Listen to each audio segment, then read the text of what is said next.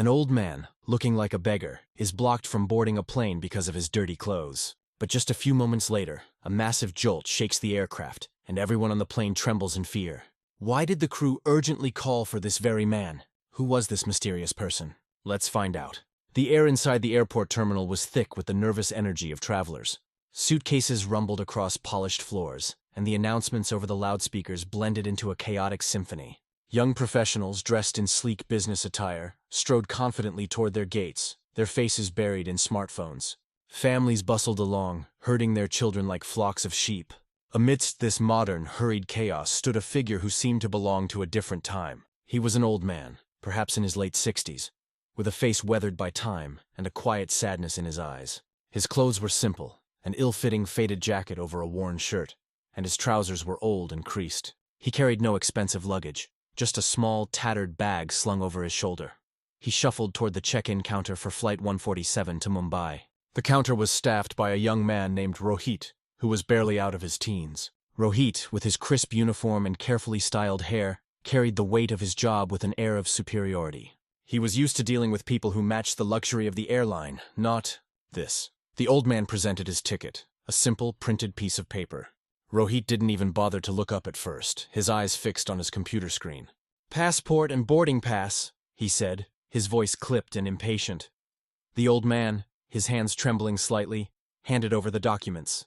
Rohit took them with a sigh, holding the paper as if it were contaminated. He scanned the information, a frown deepening on his face. "Sir, this ticket appears to be for a different flight. The gate and time do not match," he said, his tone flat and condescending. "I'm sorry, but you can't board."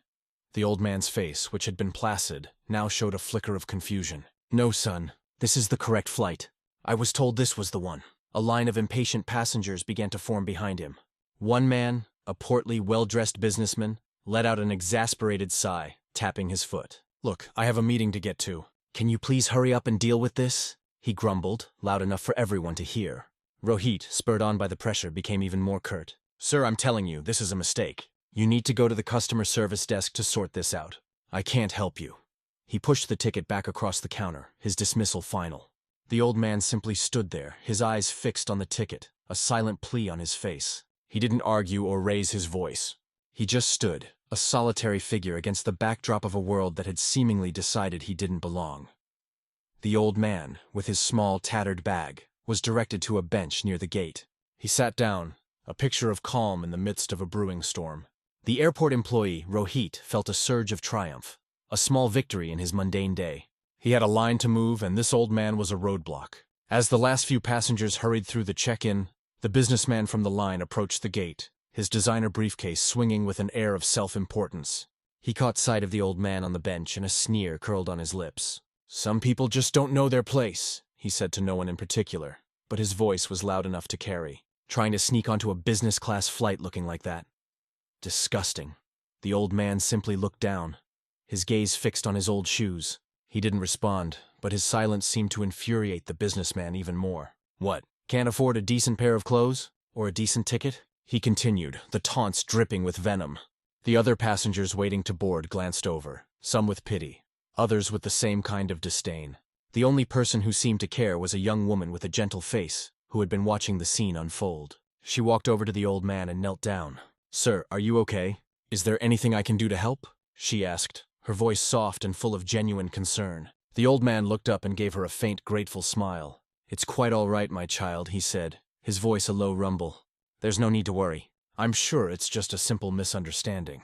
His calm demeanor only seemed to fuel the fire in the businessman, who was now posturing for a small audience of onlookers. "Misunderstanding? He's clearly a fraud. He's trying to scam his way onto the plane. They should call security and have him removed." He then turned to Rohit, who was now busy with boarding, and shouted, "Hey you, why is this man still here? Get him out of here before he causes a scene." Rohit, flustered by the attention, walked over. "Sir, please, you need to go." "You can't board this flight," he said more forcefully this time. The old man stood up slowly. His joints ached, but his posture was straight. "I have a valid ticket. It was a gift from a friend," he said, his voice steady. He reached into his worn bag and pulled out a small, framed photo. It was a picture of him, much younger, standing beside a man in a crisp airline pilot's uniform. Both were smiling broadly. The businessman scoffed. "A picture with a pilot? Are you kidding me?" Everyone has a picture with a pilot. That doesn't mean anything. The young woman, however, noticed something more. She leaned in closer and saw that the uniform in the photo had a specific insignia she recognized from her job as a flight attendant. Before she could say anything, a final boarding call blared through the terminal. The businessman pushed past the old man, muttering insults under his breath. Rohit, wanting to end the public spectacle, finally relented. Fine, get on the plane. But you're on the wrong flight, and I'm not responsible for what happens when you land in the wrong city. The old man didn't say a word. He just nodded, and with a final, serene look at the young woman, walked toward the boarding tunnel. The businessman, a smirk of self-satisfaction on his face, followed him closely, still making condescending remarks. Inside the plane, the atmosphere was one of quiet luxury. The seats were wide and plush, and the cabin was filled with a gentle hum. The old man was directed to a window seat in the last row of economy, far from the lavish front section where the businessman settled in with a triumphant smirk. The young woman, who was indeed a flight attendant on this very flight, walked past him with a knowing look and a subtle nod. The plane began its taxi, the gentle rocking of the aircraft a lullaby to many of the passengers. Soon it was airborne, climbing through the clouds and into the endless blue. For the first half of the flight, everything was perfectly normal. Trays of food were served, movies were watched, and the rhythmic drone of the engines filled the cabin. The businessman, meanwhile, was in his own world, boasting to his seatmate about his latest business ventures. He even made a point of going to the restroom and walking past the old man, his eyes flicking over the man's worn clothes with a silent, contemptuous laugh. The old man, for his part, remained still, his face pressed against the window, watching the clouds pass by. His expression was one of deep sadness and longing, as if he was miles away, not just in the sky, but in another time. Suddenly, a jolt shook the plane. It was a sharp, violent shudder, unlike anything the passengers had felt before. The cabin lights flickered, and the steady hum of the engines wavered. The flight attendants, who had been smiling just moments before, now had a look of panic on their faces. The plane dipped and swerved, and the familiar voice of the captain came over the intercom. But it was not the steady, reassuring tone they had heard before. It was strained and full of urgency. Ladies and gentlemen, we are experiencing an unforeseen technical malfunction. Please remain calm. We are working to resolve the issue. The words were meant to soothe, but they only heightened the terror. The panic in the cabin was palpable. People began to whisper prayers. A child started to cry. Then came another announcement, this time from a flight attendant, her voice trembling with fear. Please, is there a doctor on board? A medical emergency, it's urgent. A doctor quickly stood up and went to the front of the plane, but a few minutes later, he returned with a pale face. The co-pilot has collapsed from a sudden stroke, he announced, his voice a panicked whisper. The pilot, now alone in the cockpit, was struggling to control the plane in the storm that had seemingly come out of nowhere. A moment later, the young flight attendant with the kind eyes appeared at the front of the cabin, her face pale with fear, her hands shaking as she held the intercom. She took a deep breath, and then her voice, laced with desperation, filled the cabin. This is an emergency. Our pilot is incapacitated. We are in a critical situation.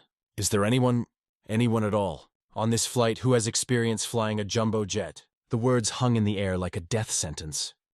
A deafening silence fell over the cabin. The whispers ceased, and the panic hardened into a collective, frozen terror. No one moved. The businessman, who had been so arrogant just moments ago, was now slumped in his seat, his face a ghostly white.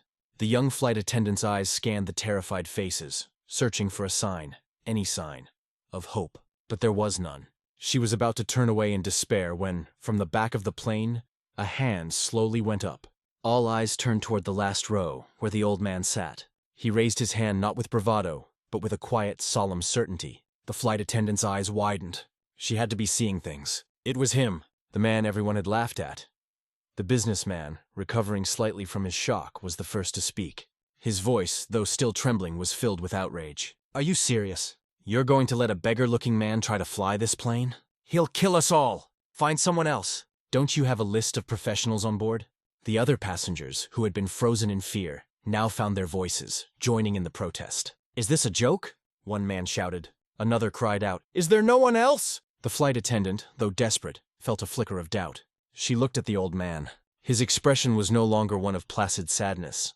It was firm, commanding, and filled with a confidence that seemed to radiate from his very core. Sir, she said, her voice a mix of hope and disbelief. Do you really know how to fly a plane? The old man stood up. He moved with a new kind of grace, his tired joints forgotten. His gaze was steady as he looked at the flight attendant and then at the businessman. "Yes, I can," he said, his voice now a low, resonant baritone that silenced the entire cabin. He reached into his pocket and pulled out a worn metallic pin, the kind that only a pilot would recognize. "I flew for many years. It has been some time, but I can try." The flight attendant, recognizing the insignia on the pin, gasped. It was from the country's most elite Air Force squadron, a group known for their legendary pilots. She looked at him with a look of awe that was replacing her fear. From the cockpit, a frantic voice crackled over the radio. "What's happening? I can't hold this plane steady. We're losing altitude! Send someone now." The young flight attendant made a split-second decision. "Follow me, sir," she said, her voice a mix of terror and relief. As the old man walked toward the cockpit, the atmosphere in the cabin shifted. His movements were purposeful, his shoulders squared, and his face a mask of absolute focus. He was no longer the frail old man they had ridiculed. He was a professional. The businessman, who had been so loud and full of scorn, now watched in stunned silence, his face pale with a mix of shame and dawning realization. He was a fraud, and the old man, the one he had insulted, was the only thing standing between him and a terrifying death. The old man entered the cockpit. The co-pilot, Captain Rahul, was drenched in sweat, his hands shaking as he fought with the controls. The storm outside was a monster, and the instruments were screaming with warnings. "I can't do it alone," Rahul yelled, his voice strained. The old man, without a word, took his seat and put on the headset. He glanced at the control panel, his eyes moving with a practiced speed that belied his age. Then, he spoke into the microphone, his voice calm and authoritative. "This is Captain Ion Mara. Call sign Maestro. We have a medical emergency and a technical fault. We are requesting an emergency landing." Upon hearing the name Maestro, Captain Rahul froze. That name was a living legend in the world of aviation, a pilot renowned for his ability to land any plane, in any condition. He was a hero who had disappeared from the skies years ago. The story was that a minor mistake had ended his career, and he was never heard from again. The old man, now Maestro, took control of the yoke. His hands, though aged, were steady and precise. He began issuing commands to Rahul, his voice a beacon of unwavering calm in the turbulent storm. In the cabin, the news spread like wildfire. The kind young flight attendant, her eyes filled with tears, whispered to the passengers, "He's a legend. He was the most decorated pilot our country has ever known." The passengers, who had been mocking him just hours before, were now struck silent with awe. The businessman's face, once so smug, was now flushed with a deep, burning shame. Outside, the storm raged, but inside the cockpit, Maestro was in control. He calmly guided the plane through the violent winds and pelting rain. His movements were an orchestra of skill and experience. He talked to the control tower, his voice firm and clear, and they listened to his every word. On the ground, the airport staff was in a frenzy, getting ready for the legendary pilot's landing. As the plane descended, the cabin went eerily silent. Everyone held their breath. There was a bump, a slight tremor, and then nothing. The plane had touched down. It was the smoothest landing any of them had ever experienced. A collective sigh of relief filled the cabin, followed by a quiet murmur of disbelief. When the plane taxied to a stop, the old man, Maestro, stepped out of the cockpit. He was no longer a beggar-looking figure. He was a hero. The passengers, the very same people who had sneered and laughed at him, all stood up. No one said a word. They simply stood, silent and in awe. The arrogant businessman, now humbled beyond words, rose from his seat, his head bowed. He couldn't meet the old man's eyes. The young flight attendant, tears streaming down her face, looked at him with profound respect. As Maestro walked down the aisle, every single passenger, without instruction, broke into a thunderous applause. The old man simply nodded, a faint smile on his lips. His clothes hadn't changed, but their eyes had. They now saw not what he wore, but who he was. And in that moment, in the thunder of their applause, every single person on that plane trembled. Not from fear, but from the immense, humbling presence of a man whose true worth could never be measured by his outward appearance.